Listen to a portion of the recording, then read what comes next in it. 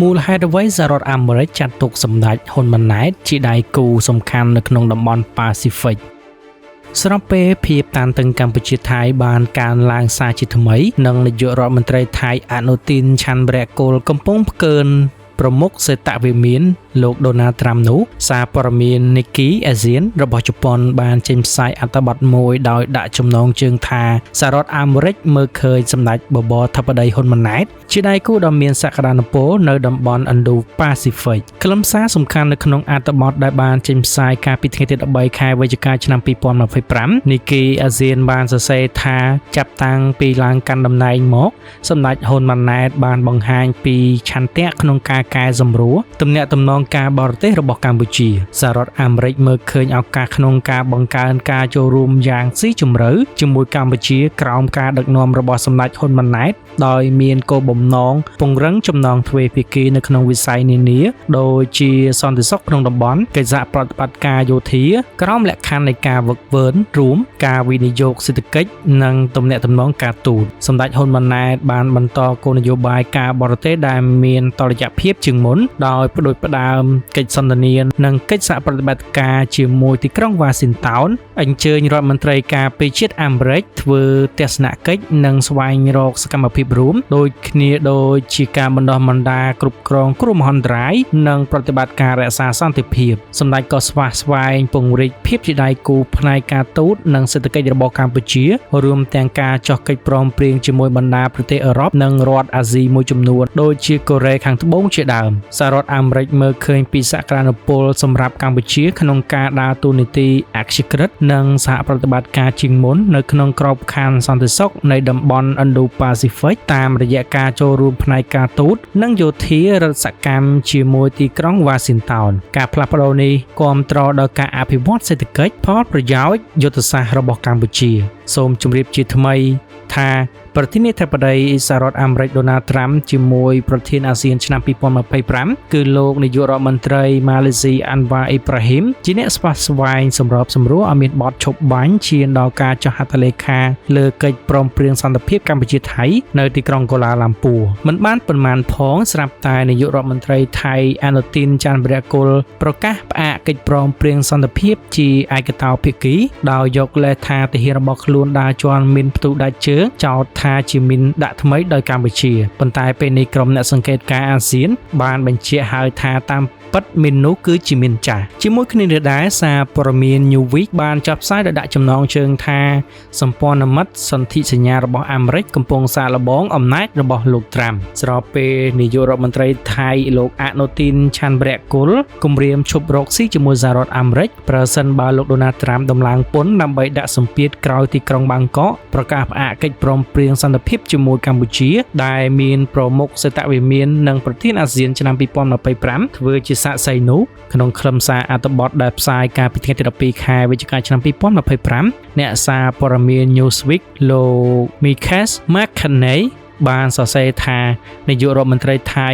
អនុទីនឆាន់វរៈកុលបានប្រកាសកាលពីថ្ងៃពុធថាប្រទេសថៃនឹងកំណត់មាគ៌ាដោយខ្លួនឯងបន្ទាប់ពីដកខ្លួនចេញពីកិច្ចព្រមព្រៀងសន្តិភាពជាមួយកម្ពុជាដែលមានការគាំទ្រពីសំណាក់ប្រធានាធិបតីអាមេរិកលោកដូណាល់ត្រាំភាពតានតឹងកំពុងកើនឡើងយ៉ាងគំហុកនេះបានគំរាមកំហែងអូសទាញប្រទេសជិតខាងអាស៊ីអាគ្នេយ៍ទាំងពីរឲ្យវិលទៅរកជំនួសវិញត្រឹមតែប៉ុន្មានសប្តាហ៍ប៉ុណ្ណោះបន្ទាប់ពីកិច្ចព្រមព្រៀងសន្តិភាពត្រូវបានចុះហត្ថលេខានៅទីក្រុងកូឡាឡាំពួរកាលពីថ្ងៃទី26ខែតុលាដើម្បីធ្វើឲ្យបទឈប់បាញ់ដែលបញ្ចប់ការប្រយុទ្ធគ្នារយៈពេល5ថ្ងៃកាលពីខែកក្កដាក្លាយជាបទឈប់បាញ់ផ្លូវការលោកត្រាំបានទាញយកកិត្តិយសចំពោះបទឈប់បាញ់រវាងកម្ពុជានិងថៃដែលសហរដ្ឋអាមេរិកចាត់ទុកជាសម្ព័ន្ធមិត្តដ៏សំខាន់ក្រៅ NATO តាមរយៈការគម្រាមបញ្ឈប់កិច្ចចរចាពាណិជ្ជកម្មជាមួយភាគីនីមួយៗសង្គ្រាមរយៈពេលខ្លីនេះគឺជាចំនួនមួយក្នុងចំណោម8តែប្រធានាធិបតីបានអះអាងថាបានបញ្ចប់ជុំវិញរឿងរ៉ាវនេះដែរមន្ត្រីជាន់ខ្ពស់នៃរដ្ឋបាលលោកត្រាំម្នាក់បានប្រាប់ Newsweek កាលពីថ្ងៃច័ន្ទថាលោកប្រធានាធិបតីអាមេរិកបដិញ្ញាចិត្តចំ ពោះការបញ្ឈប់អំពើហិង្សាជាបន្តបន្ទាប់ហើយរំពឹងថារដ្ឋាភិបាលកម្ពុជានិងថៃនឹងគោរពយ៉ាងពេញលេញនៅការបដិញ្ញាចិត្តរបស់ខ្លួនដើម្បីបញ្ចប់ជម្លោះនេះសូមជម្រាបជាថ្មីលោកអនុទានបានប្រកាសនៅឯមហាវិទ្យាល័យការពារជាតិក្នុងទីក្រុងបាងកកកាលពីថ្ងៃទី12ខែវិច្ឆិកាឆ្នាំ2025ថាថៃនឹងស្វែងរកដៃគូធ្វើពាណិជ្ជកម្មជំនួសអាមេរិកបើទីក្រុង Washington យកពន្ធលើសពីនេះលោកក៏បានប្រាប់ទៅរដ្ឋាភិបាលក្រុងបាងកកដែរថាទុករឿងពន្ធនៅមួយឡែកសិនទៅត្រូវគិតរឿងជាតិនិងប្រយោជន៍ប្រជាពលរដ្ឋជាមុនសិនយ៉ាងណាមិញមកទល់ពេលនេះมันមានប្រតិកម្មណាមួយពីសំណាក់មេដឹកនាំមហាអំណាចផុតលេខអាមេរិកដូណាល់ត្រាំឆ្លើយតបទៅនឹងការប្រមានរបស់នាយករដ្ឋមន្ត្រីថៃនោះទេប៉ុន្តែសម្ដីនេះប្រហែលជាលោកត្រាំបានជ្រាបរួចហើយគូបញ្ជាក់បន្ថែមថានៅថ្ងៃទី15ខែវិច្ឆិកាឆ្នាំ2025នេះប្រធានាធិបតីអាមេរិកលោកដូណាល់ត្រាំបានសន្យានឹងសម្ដេចធិបតីហ៊ុនម៉ាណែតនាយករដ្ឋមន្ត្រីកម្ពុជាថាលោកនឹងតាមដានបញ្ហាចំនួនព្រំដែនកម្ពុជាថៃការគោរពកិច្ចព្រមព្រៀងសន្តិភាពពីសំណាក់ភាគីថៃដោយយកចិត្តទុកដាក់ដើម្បីកុំឲ្យផ្ទុះសង្គ្រាមម្ដងទៀតការសន្យានេះបានធ្វើឡើងនាយប់ថ្ងៃទី14ខែវិច្ឆិកាឆ្នាំ2025ក្នុងពេលនាយករដ្ឋមន្ត្រីកម្ពុជាជួបពិភាក្សាតាមទូរស័ព្ទជាមួយលោកដូណាល់ត្រាំប្រធានាធិបតីនៃសហរដ្ឋអាមេរិកបន្ទាប់ពីនាយករដ្ឋមន្ត្រីថៃប្រកាសផ្អាកការអនុវត្តកិច្ចព្រមព្រៀងសន្តិភាពរវាងកម្ពុជានិងថៃនិងយោធាថៃបាញ់សម្លាប់ពលរដ្ឋខ្មែរម្នាក់ឲ្យស្លាប់នៅនឹងកន្លែងនិងបណ្ដាលឲ្យ3នាក់រងរបួសតាមរយៈសំណេរនៅលើបណ្ដាញសង្គមសម្ដេចធិបតីហ៊ុនម៉ាណែតអះអាងថាតាមរយៈជំនួបតាមទូរស័ព្ទនេះតាំងនាមជាប្រជាពលរដ្ឋកម្ពុជាសម្ដេចថ្លែងអំណរគុណលោកប្រធានាធិបតីត្រាំ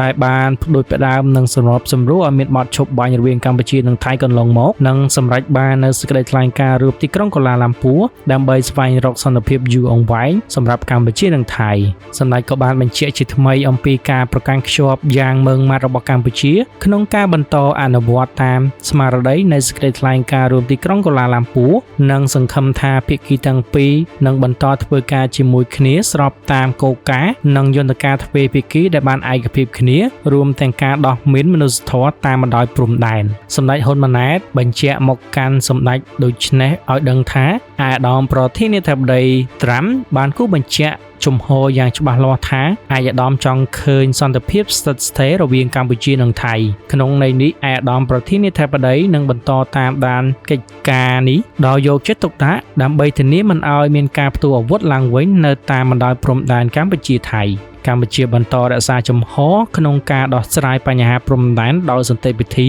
ដោយអនុលោមតាមគោលការណ៍និងយន្តការដែលបានឯកភាពគ្នាកន្លងមកដើម្បីដោះស្រាយបញ្ហាព្រំដែនកម្ពុជាថៃនិងកសាងសន្តិភាពយូរអង្វែងរវាងប្រទេសទាំងពីរនេះគឺជាការបញ្ជាក់សារជាថ្មីរបស់សម្ដេចបវរធិបតីហ៊ុនម៉ាណែតនាយករដ្ឋមន្ត្រីកម្ពុជាបន្ទាប់ពីយោធាថៃបានបាញ់សម្លាប់ពលរដ្ឋខ្មែរស្លូតត្រង់ក្រោយពីការផ្ទុះអាវុធទ្រង់ទ្រាយធំយ៉ាងស្វិតស្វាញរយៈពេល5ថ្ងៃកាលពីចុងខែកក្កដាកន្លងទៅនឹងមានបទឈប់បាញ់ហើយឈានដល់មានកិច្ចព្រមព្រៀងសន្តិភាពរាជរដ្ឋាភិបាលកម្ពុជាបានប្រកាន់យកជំហរក្នុងការដោះស្រាយបញ្ហាដោយសន្តិវិធីដោយលែងប្រើប្រាស់ចង់អាវុធដើម្បីដោះស្រាយបញ្ហាព្រោះរាជរដ្ឋាភិបាលក្រុងភ្នំពេញយល់ថាការដោះស្រាយបញ្ហាដោយអំពើហិង្សាឬប្រើប្រាស់កងកម្លាំងប្រដាប់អាវុធគឺមិនផ្ដល់ផលប្រយោជន៍ណាមួយឬមិនបង្កលក្ខណៈវិជ្ជមានសម្រាប់ការដោះស្រាយបញ្ហាព្រមទាំងបង្កហានិភ័យគ្រោះថ្នាក់ដល់អាយុជីវិតនិងទ្រព្យសម្បត្តិរបស់ប្រជាពលរដ្ឋស៊ីវិលស្លូតត្រង់ថែមទៀតផង